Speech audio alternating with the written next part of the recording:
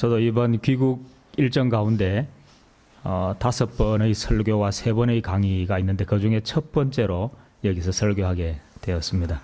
감사드리고 뭔가 통하는 게 있는 것 같아요. 방금 우리 목사님하고 선한이하고 아빠와 아들 같지 않고 이름 그대로 브라더스, 형제 같죠, 그죠? 정말 부럽고, 또 사랑하는 우리 목사님 섬기시는 이 아름다운 교회에서 함께 예배드리고 말씀을 나눌 수 있게 되어서 무척 기쁘고 감사를 드립니다. 또 여러 가지로 부족한 사람에게 선교 헌금도 매달 보내주시고 또 기도해 주셔서 제가 얼마나 큰 힘이 되고 격려가 되는지 모릅니다. 잠깐 기도드리겠습니다. 지금도 살아계셔서 우리와 함께 하시는 하나님, 이 시간 성령님 보내주셔서 우리의 마음을 열어주시고 우리에게 들려주기를 원하시는 하나님의 음성을 듣게 하옵소서. 부족한 종은 십자가 뒤에 감추어 주시고 하나님 말씀만 잘 전달하게 하옵소서.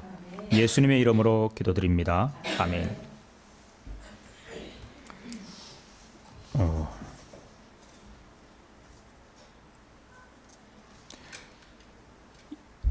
이스라엘의 전통에 의하면 임종을 앞둔 이제 가장이 자녀들을 머리맡에 모아두고 그 자녀 한 사람 한 사람의 특징에 맞는 축복을 합니다. 그리고 또 유언도 남기고요.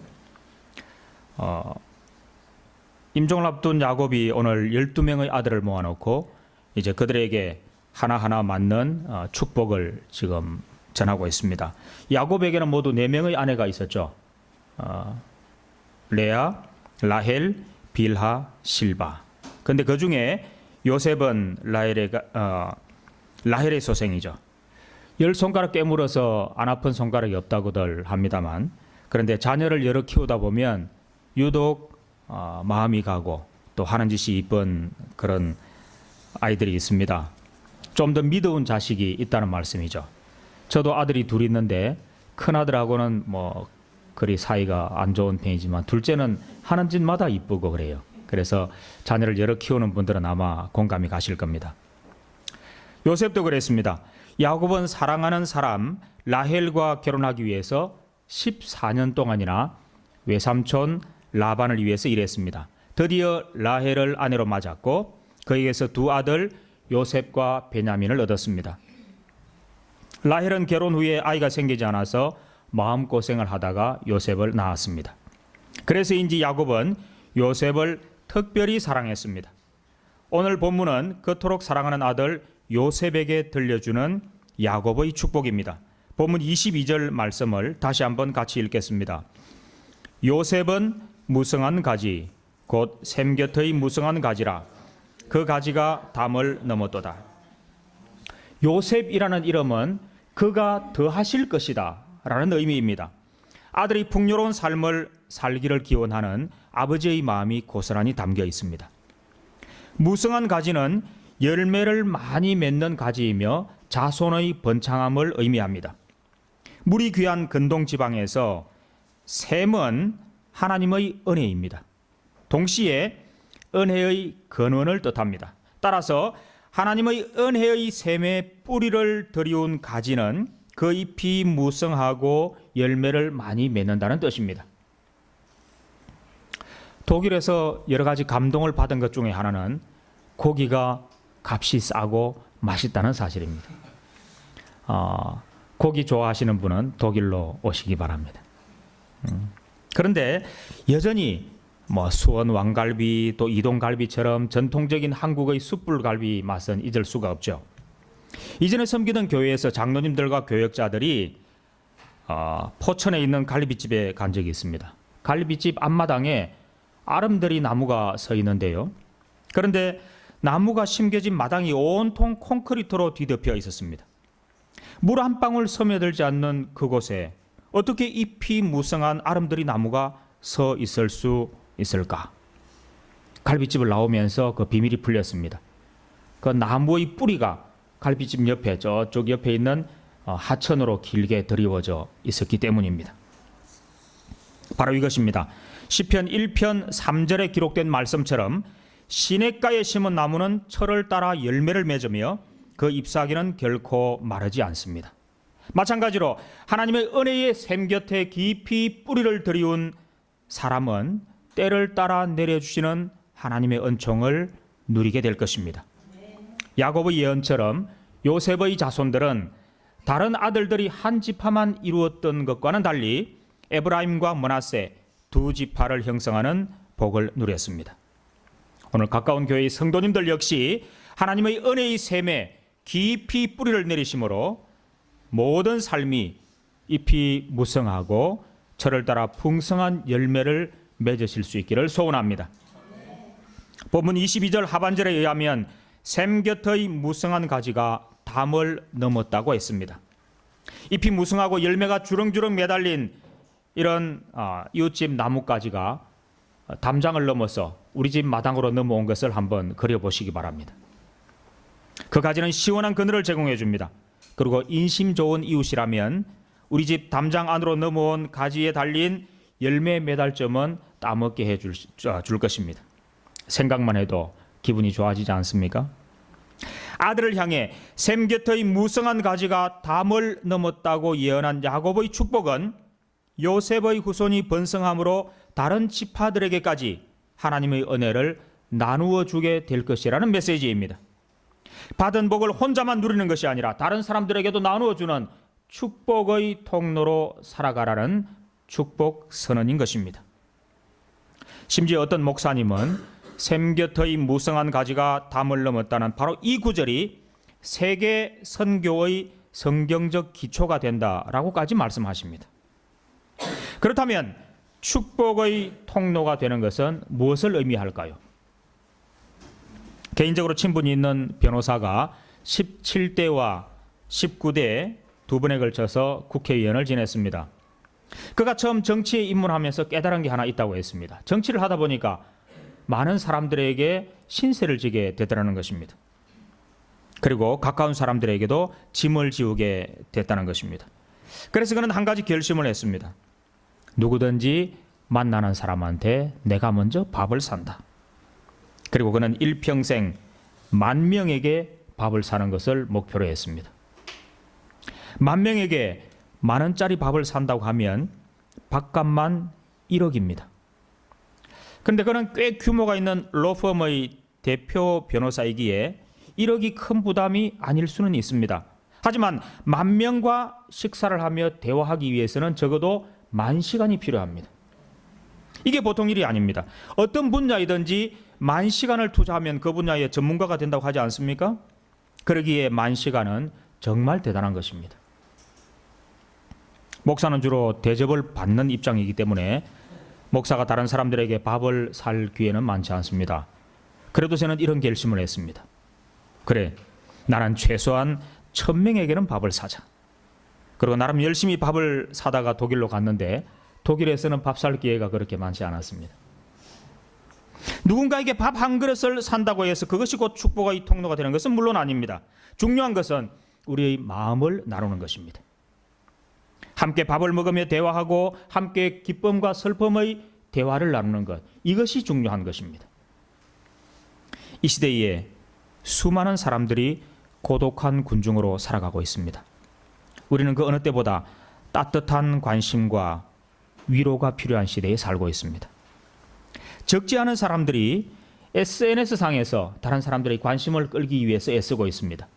그러다 보니까 페이스북에서 보다 더 많은 좋아요를 얻기 위해서 위험천만한 곳에 가서 셀카를 찍어서 올리기도 합니다. 오죽하면 댓글이 안 달리는 무플보다는 차라리 험담을 하고 욕을 하더라도 악플이라도 달리는 것이 좋다는 이런 얘기까지 나오겠습니까? 여러분, 페이북 친구가 올린 글에 아낌없이 좋아요를 팍팍 눌러주시기 바랍니다. 설령 상대방 그렇지 않을지라도 나는 그저 아무 조건 없이 좋아요를 눌러주셔서 그들이 그런 것을 통해서라도 위로받고 또 마음이 편안해질 수 있도록 해주시기 바랍니다. 어느 추운 겨울날 밤이었습니다.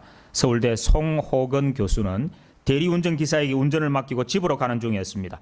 자기가 연배가 비슷한 대리운전 기사와 이런저런 이야기를 나누면서 많은 부분을 공감했습니다. 바로 그 내용을 책으로 펴낸 것이 그들은 소리내 울지 않는다라는 책입니다. 교수님은 이 책에서 대한민국 50대 남자들 일명 베이비 부머 세대에 관해서 이 세대의 슬픈 자화상을 그려내고 있습니다.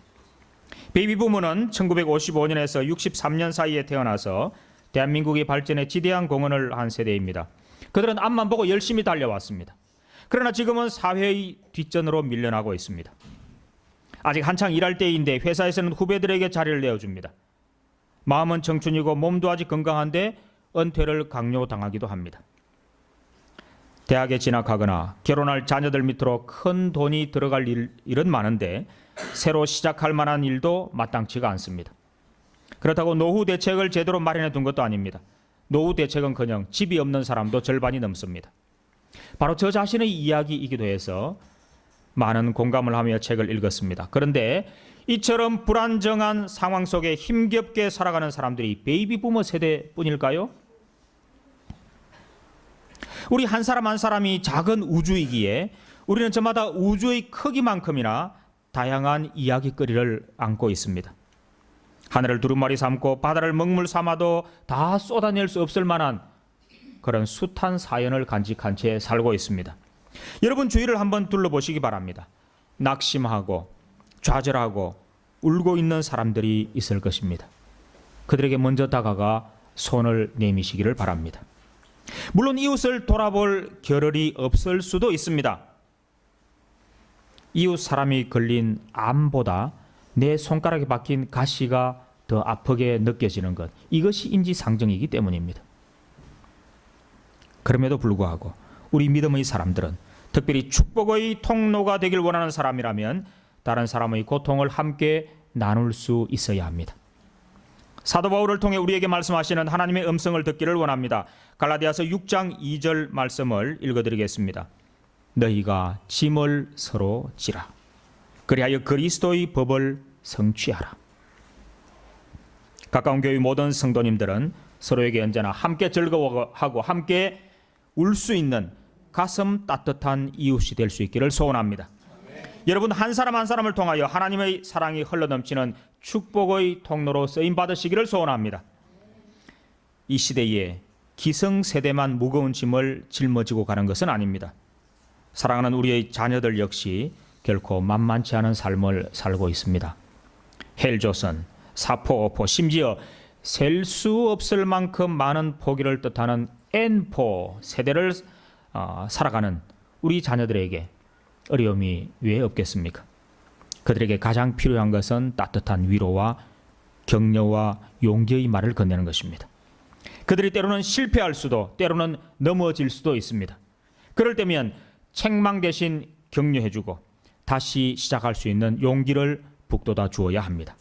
그리할 때 우리 자녀들이 새 힘을 얻고 힘차게 날아올라서 장차 조국 대한민국에서 그리고 세계 열방 가운데에서 축복의 통로로 살아가게 될 것입니다. 자녀들에 대한 관심과 배려, 위로와 격려뿐만 아니라 그들을 위해 기도하는 것은 얼마나 중요한지 모릅니다.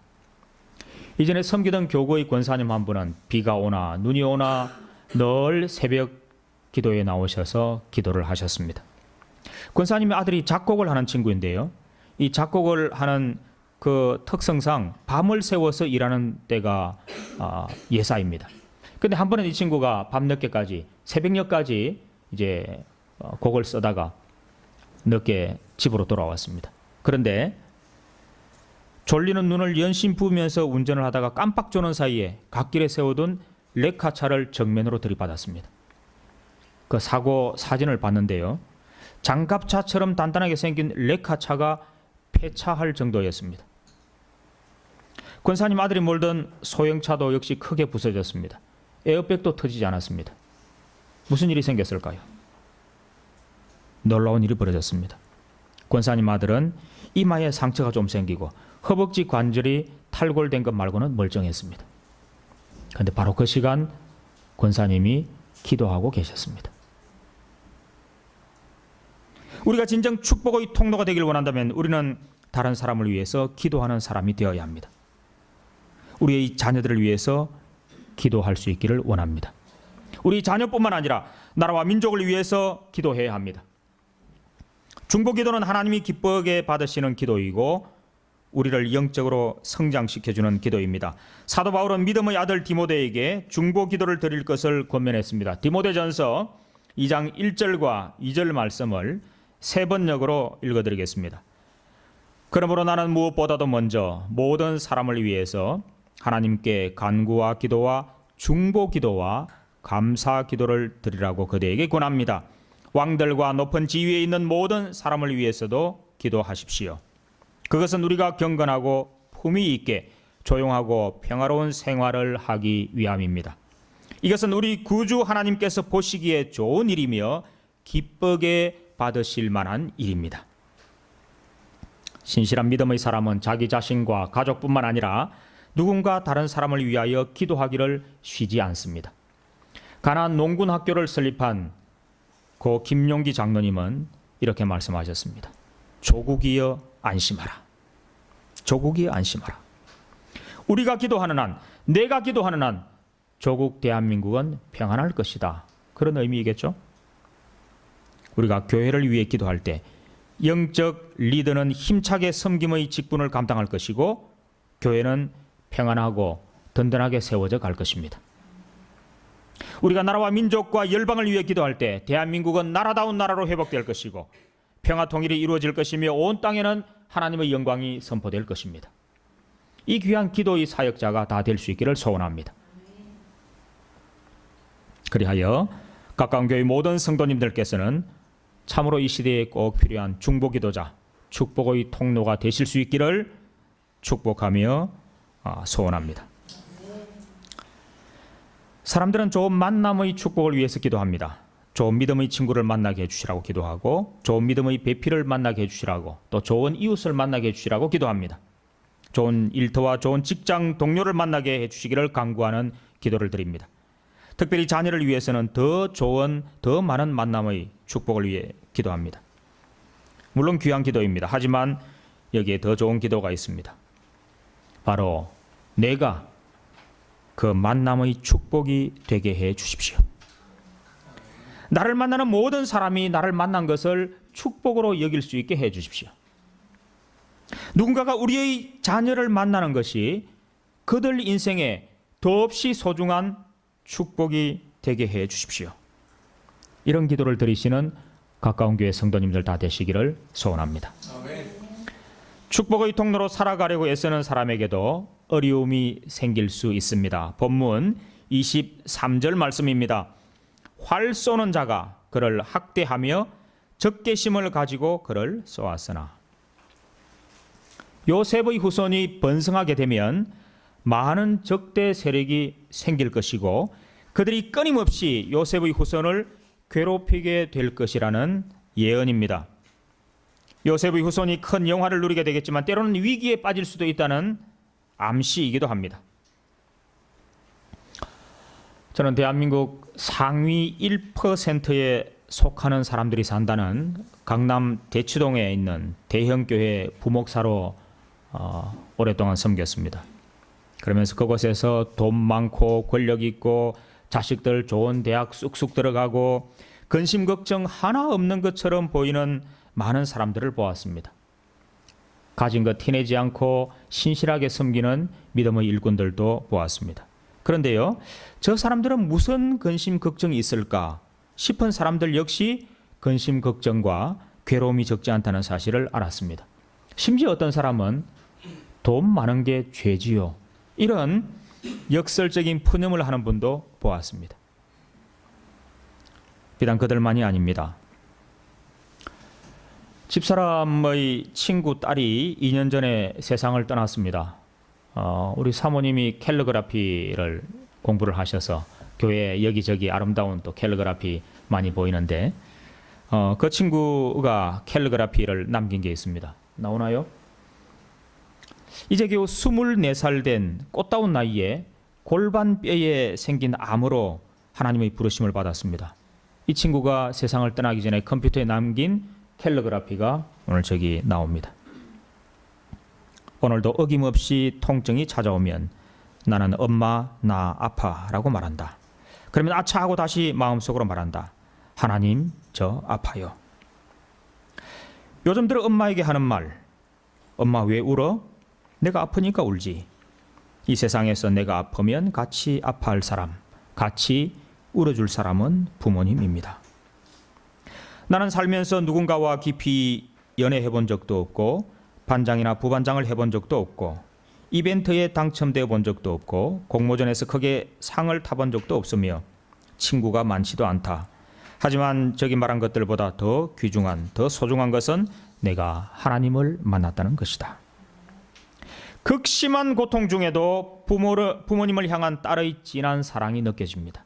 무엇보다 지독한 고통과 죽음의 공포 앞에서도 하나님을 향한 그의 뜨거운 사랑 고백 앞에 고개가 절로 숙여집니다. 요즘도 그 부모는 딸의 이름만 들어도 눈물을 쏟아냅니다. 눈에 넣어도 아프지 않을 딸, 장성해서 이제는 믿음의 가정을 이룰 나이인 딸이 부모보다 먼저 떠났으니 부모의 찢어지는 아픔을 무엇으로 설명할 수 있겠습니까? 그들은 딸을 고쳐주시라고 하나님께 얼마나 애타게 부르짖었겠습니까? 그 처절하고 간절한 부모의 기도를 끝내 외면하신 하나님을 원망하는 마음은 생기지 않았을까요? 그런데요, 그 엄마는 놀라운 고백을 합니다. 비록 딸을 생각하면 지금도 눈물이 앞을 가리지만 딸을 통해 하나님을 새롭게 만났습니다. 귀로 듣기만 했던 하나님을 눈으로 보게 되었다는 욥의 고백이 바로 나의 고백이 되었습니다. 하늘을 두루마리 삼고 바다를 먹물 삼아도 하나님의 은혜를 다 기록할 수 없다는 찬송과 고백을 비로소 가슴으로 올려드리며 살고 있습니다. 우리 믿음의 사람들에게도 어려움이 생길 수 있습니다. 하지만 그 어려움을 어떻게 대하느냐에 따라서 불신자와 신자의 차이를 알 수 있습니다. 불신자는 불평하고 원망하고 쉽사리 포기합니다. 신자일지라도 불평과 원망을 할 수 있습니다. 그래도 그들은 하나님 앞에 엎드립니다. 하나님을 믿고 하나님께 부르짖습니다. 우리에게도 환난과 고통이 찾아올 수 있습니다. 그러나 저 요셉을 도우신 하나님께서 오늘 우리를 지키시고 살려주신다는 사실을 믿으시기 바랍니다. 본문 24절부터 26절까지의 말씀을 다시 한번 다 함께 읽겠습니다. 본문 24절부터 26절까지의 말씀입니다. 요셉의 활은 도리어 굳세며 그의 팔은 힘이 있으니 이는 야곱의 전능자 이스라엘의 반석인 목자의 손을 힘입음이라. 내 아버지의 하나님께로 말미암나니 그가 너를 도우실 것이요 전능자로 말미암나니 그가 내게 복을 주실 것이라. 위로 하늘의 복과 아래로 깊은 샘의 복과 젖먹이는 복과 태의 복이리로다. 내 아버지의 축복이 내 선조의 축복보다 나아서 영원한 산이 한없음 같이 이 축복이 요셉의 머리로 돌아오며 그 형제 중 뛰어난 자의 정수리로 돌아오리로다. 아멘. 이 말씀을 정리하면 이렇습니다. 요셉이 때로는 어려움을 당하지만 전능하신 하나님의 도우심으로 승리할 것이다. 요셉은 하늘로부터 내려오는 구원의 연총과 땅의 풍요로운 복을 누릴 것이며 모든 형제 가운데 가장 뛰어날 것이고 그의 축복은 자자손손 풍성해질 것이다. 요셉에게 선포된 이 야곱의 축복이 가까운 교회 모든 성도님들께도 넘치도록 임하시길 소원합니다. 끝으로 오늘 부족한 종을 통해 들려주신 말씀에 의지하여 이 시간 여러분의 입술을 열어 믿음으로 선포하시기를 원합니다. 나는 하나님의 은혜의 샘에 깊이 뿌리를 내리고 살 것이다. 나는 그 어떤 어려움을 만나도 결코 낙심하거나 좌절하지 않을 것이다. 나는 풍성한 열매를 맺으며 날마다 승리하는 삶을 살 것이다.